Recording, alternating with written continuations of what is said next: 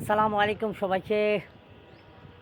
দেশে বিদেশে যেখানে আছেন, যে অবস্থায় আছেন, আল্লাহ সুবহানাহু ওয়া তাআলা সবাইকে ভালো রাখুক। এবং আজকে যেহেতু জুমার দিন, আমরা নামাজের জন্য প্রস্তুতি নিচ্ছি আমার বাচ্চারা সহ। তো আমি সবসময় ছাদে গোসল করি, বুঝছেন ভাই? বাথরুমটা হচ্ছে যে টয়লেটটা এরকম, যে ধরেন যে নিজের কাছে কিরকম জানি লাগে আরকি। যে দেখেন, আমরা তো গোসল করি ঠিকই, কিন্তু কমোডের যে ছিটা পানি যদি শরীলে আসে, তাইলে আমার গোসল করার কোনো মূল্য থাকে না।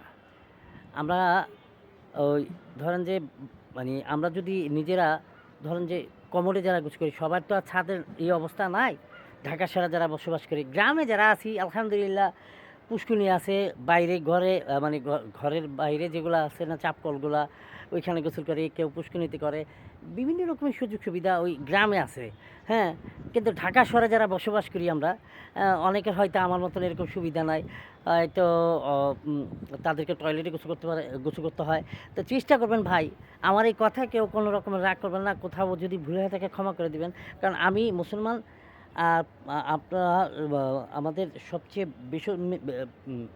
মেজর বিষয় হচ্ছে যে পরিষ্কার পরিচ্ছন্ন জায়গায় যদি গোসল করি বা উজু করি, তাইলে ওইটাও আমাদের জন্য উত্তম।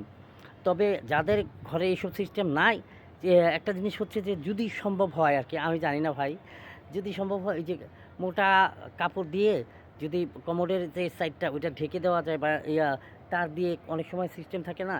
যদি করা সম্ভব হয় বাড়িওয়ালার পারমিশনে, তাইলে আপনার জন্য অনেক উত্তম হবে। কারণ দেখা গেল আমরা গোসল করি পাক পবিত্র হওয়ার জন্য, উজু করি নিজের নামাজ আদায় করার জন্য, ইবাদত করার জন্য। অনেক সময় দেখা গেল যে আমরা এমন জায়গায় উজু করতেছি বা এমন জায়গায় গোসল করতেছি যে ওই পানিটা ছিটেই কিন্তু ঘুরে ফিরে আবার আমার শরীরে আসতেছে নাপাক পানিটা। তো আমরা চেষ্টা করব যে সহি শুদ্ধভাবে গোসল করার জন্য এবং উজু করার জন্য, তাইলে আমাদের জন্য উত্তম ভাই। আমার এই কথায় যদি কেউ কোনো কষ্ট পেয়ে থাকেন, আমার কথায় যদি কোথাও ভুল হয়ে থাকে, আমাকে সবাই ক্ষমা করে দিবেন।